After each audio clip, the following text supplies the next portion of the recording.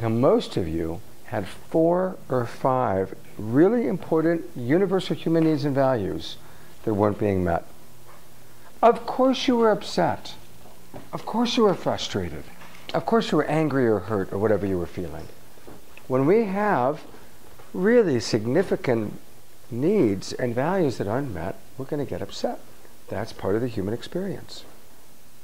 How many of you were able to identify what the other person was feeling, at least 1 or 2 feelings that they might have been having? Perfect. How many of you were able to identify at least 1 or 2 needs or values driving the other person?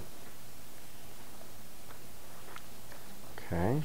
So it's harder sometimes, isn't it, to imagine what's going on for the other person. But as you tuned into the needs driving the other person, or the feelings, who felt more compassion, empathy, or understanding for the other person? Wonderful, most of you. That's the purpose of this. That's the purpose. That's why we do this. The couples and families that I work with closely, I have them start filling out this challenging situation worksheets. I teach them how to take time outs. We talked a lot about that last night.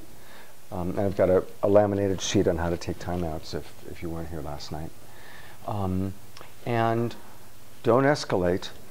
Take a break and fill out the challenging situation worksheet. And really drop into what's really going on for you. What are you feeling? What are you needing? What's the other person feeling and needing? So I want to open it up to comments. It could be any ahas you might have had, any questions about the practice. Yes? Question. You said don't escalate, take a step back. This is something that happens quickly. How are you supposed to recognize it when it's like that? It's a great question.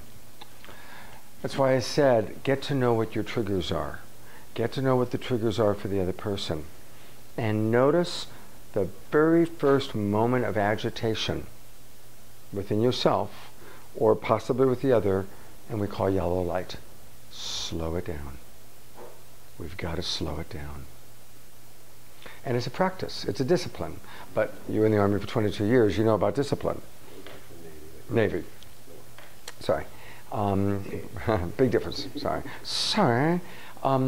Yeah, it's about a discipline. It's learning to discipline ourselves to notice when that agitation begins, avoid the triggers, but when the triggers happen, slow it down. And it's a practice. The way I got turned on to nonviolent communication, compassionate communication, was I did a series of videos for them. And I did a video where I interviewed this guy who was an ex-con talking about it, and I filmed it and I used this I made it into the final video, so I saw it a million times. Big guy, he's talking about, I asked him, so what have you gotten out of this? He said, before I had these tools, somebody would say something I didn't like or piss me off. Next thing I know, my fist is in their face. Next thing I know, I'm in a fight and I'm back in the can, back in jail. Now, I still hear shit I don't like, but my fist doesn't go into their face so fast. There's more time for me to think about it. That's really helping me. I'm not going to jail anymore. I like that. That's really this dude's answer to your question. It teaches us to have more time, so it's not so fast. But it is getting to know what your triggers are. Getting to know what the other person's, noticing the moment you feel that slightest agitation. Don't suppress it. Get in touch with it. Notice it. Deal with it. Just pretend you're the Incredible Hulk.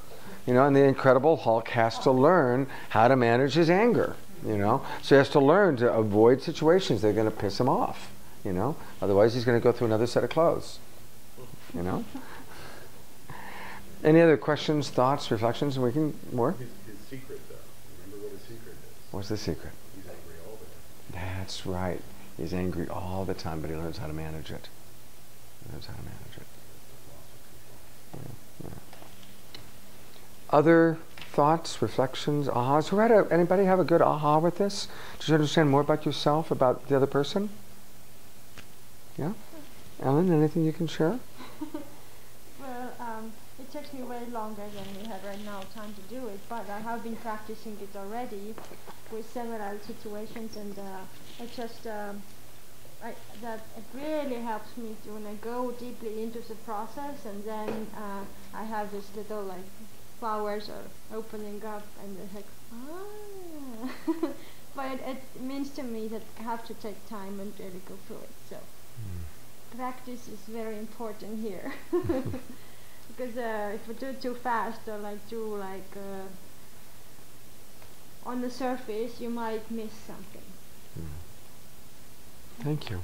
Thank you. That's really true. Any other thoughts, ahas, reflections? It's a very simple, clear, powerful approach. I think his question is, it takes the intention to practice this. Yeah. Whether, if I get in the car and I start to drive my car, I can notice even before just someone speeding up next to me, there's a male urge to compete, and I have this little thing in my gut that goes, push the gas a little harder, and I go, oh, what's going on there? And it's just a matter of noticing repetitive habits, and then maybe having, I mean, you can't do this, I guess you could do this when you're driving your car, just consider it. And it's nice to have other people that you're not having a reaction with, that you can discuss this with, a friend that you don't have a lot of reaction with that understands this. And it just, because I've been teaching anger management, and I'm a therapist, and I've been working on this stuff for 30 years, but I'm still working on it. God bless you. Thank you. I really appreciate that. It's good to So know that. Yeah. You know what I did was Not give up. I had the anger in the car, the same thing. About a year ago, I just started using my cruise control and turned up the radio, and nothing bothers me. I don't care about anything. Ah, that's great. That's I great. leave the house earlier. Do you? Yeah. If I am late, that's when I'm in traffic. Mm. Sometimes if I'm not late, it's like that. Makes a big difference in my world. But. I'm really enjoying these different strategies. It's very cool.